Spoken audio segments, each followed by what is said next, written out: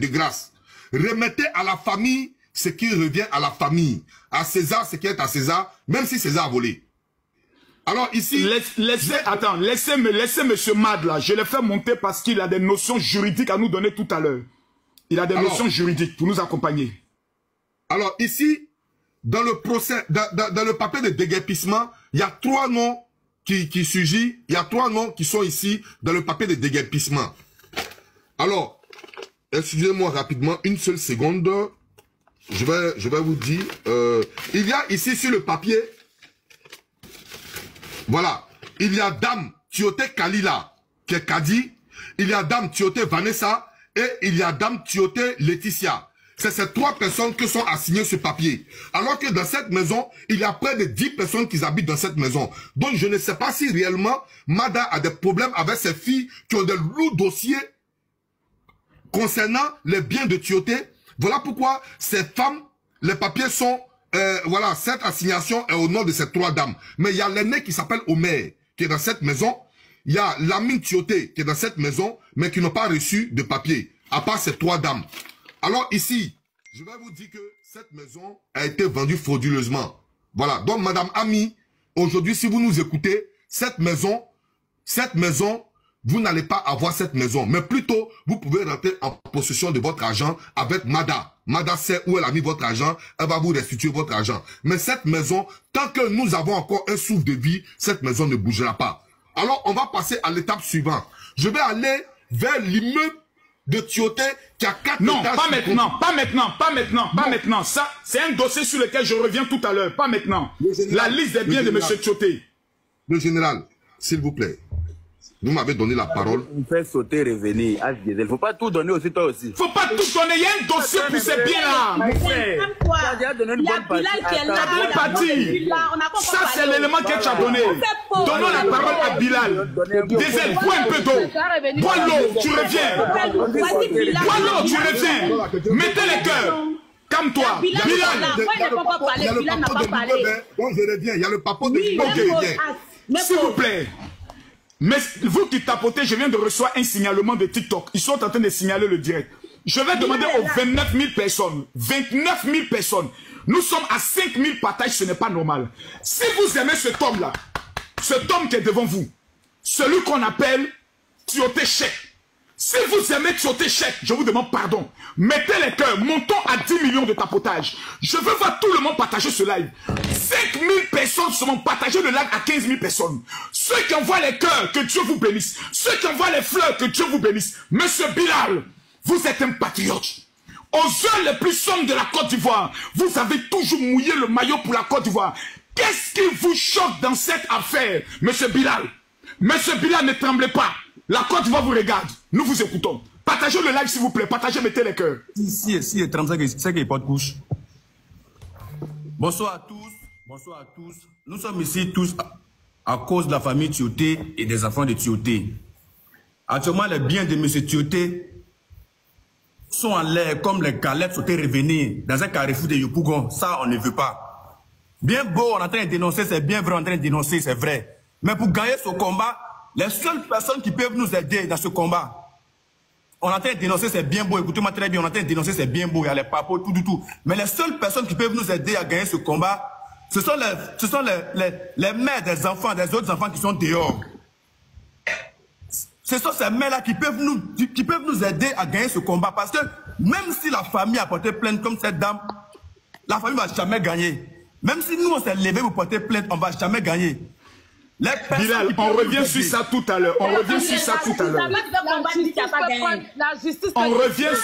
Oui, on revient sur ça tout à l'heure. Bilal, non, il y a un juriste qui est là qui va nous aider. S'il vous plaît. S'il vous plaît. Yaka, allons de façon ordonnée. Bilal, donne-nous ton opinion à tout ce qui se passe et par rapport au procès du 15 ou du 16, si je ne pense. Parle bien sur ce côté-là. On veut bien parce que tu es suspect.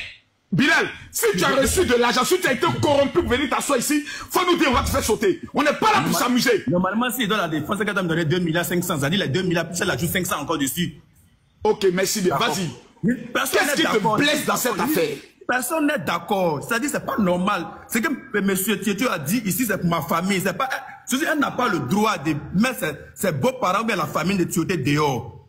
Ça, on est tous d'accord. Mais tout ce qu'ils sont en train de dire sur Internet, où M. Vino a dit, si c'est vraiment vrai, c'est-à-dire on doit fermer les frontières. Si Mme Mada encore d'Ivoire ici pour le moment, on doit fermer les frontières. Elle ne doit pas sortir, elle doit répondre.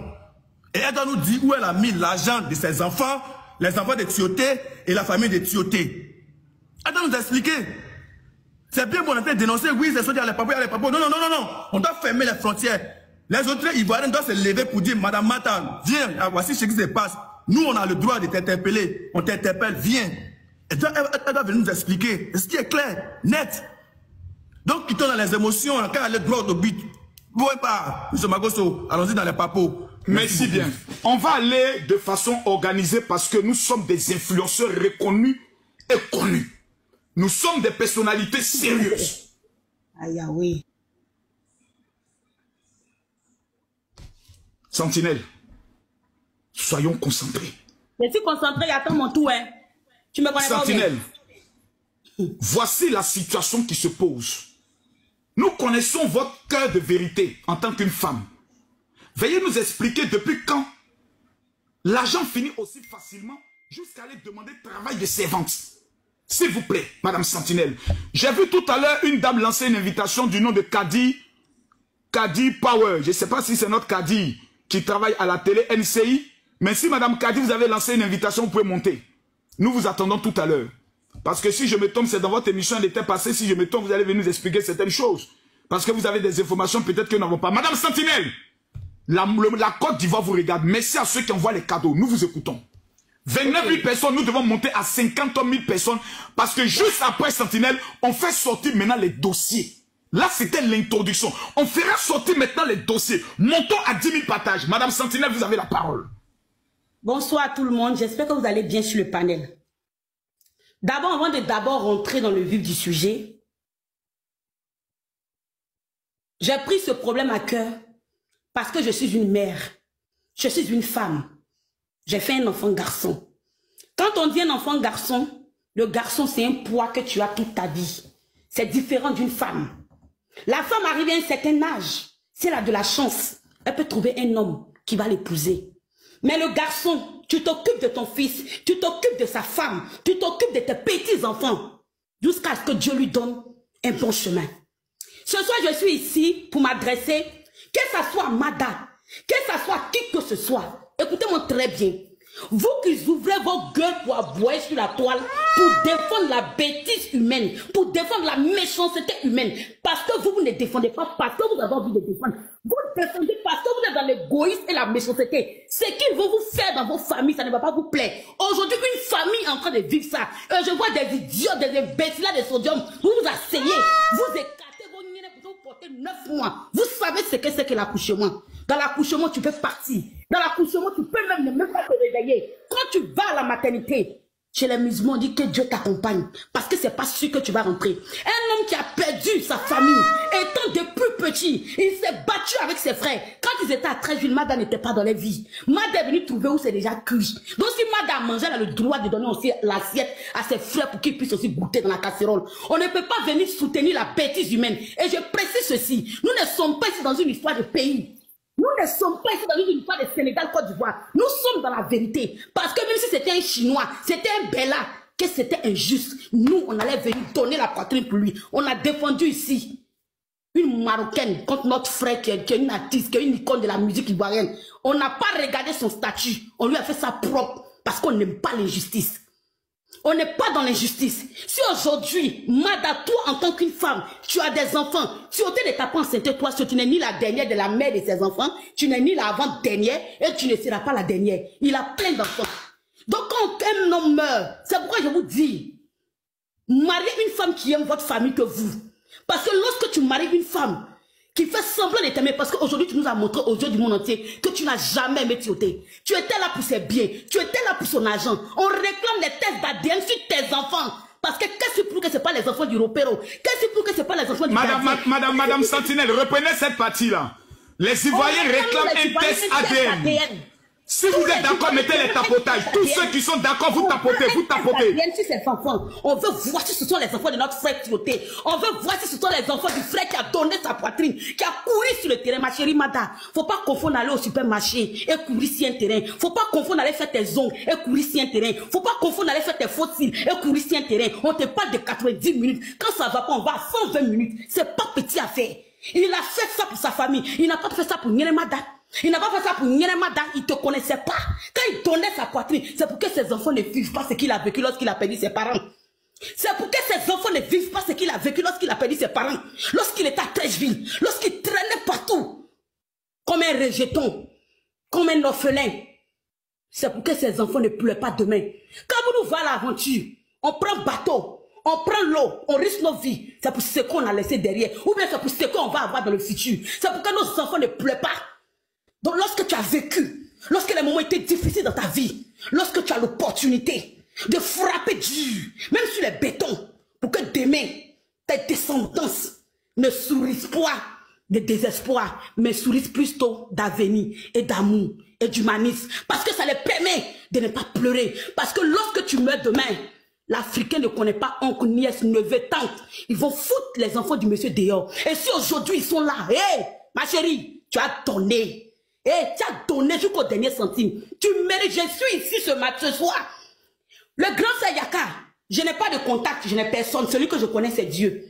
Mais je demande à Dieu de toucher le cœur de tous ceux qui ont ce dossier dans la main. Et quand elle va là-bas, je dis que c'est même pas un dossier qu'on va juger. Parce qu'on prend les documents et on donne à cette famille. Parce qu'il le mérite. Tioté a mouillé le maillot pour la Côte d'Ivoire. Tioté nous a donné le sourire. Tioté nous a donné la coupe. Ne l'oublions jamais. Famille. Nous sommes des blogueurs, des tiktokers. Tous ceux qui ont la main dans cette histoire, qu'ils soient blogueurs, tiktokers, vidéomans, qui que tu sois, que Dieu touche toujours le cœur de tout le monde pour qu'on puisse soutenir cette famille jusqu'au bout. Et pour ça, on va mouiller le maillot jusqu'à la fin. N'oubliez pas, rendez-vous au palais de justice. On doit remplir le palais. On doit montrer que Tioté était notre frère.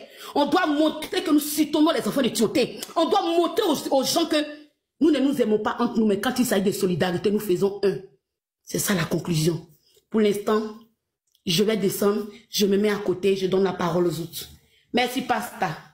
Et Sentinelle a parlé fort, Sentinelle a parlé fort, Sentinelle a parlé fort.